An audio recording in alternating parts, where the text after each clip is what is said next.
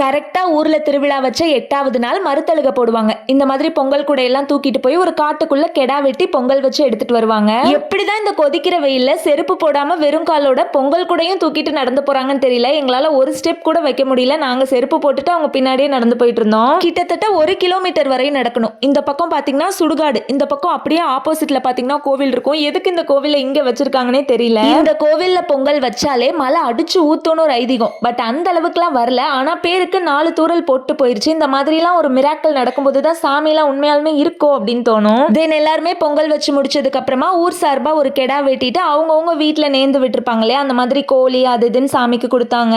அதுக்கப்புறம் அங்க நான் புதுசா ஒரு விஷயம் பார்த்தேன். அந்த கெடா வெட்டினாங்க இல்லையா, அந்த ஈரலை அப்பவே எடுத்து சுட்டு இந்த மாதிரி ஒரு குச்சியில சொருகி வச்சுட்டு அங்க இருக்க ஜென்ஸ் எல்லாருக்குமே கொடுத்தாங்க, லேடிஸ்க்கு கொடுக்கல.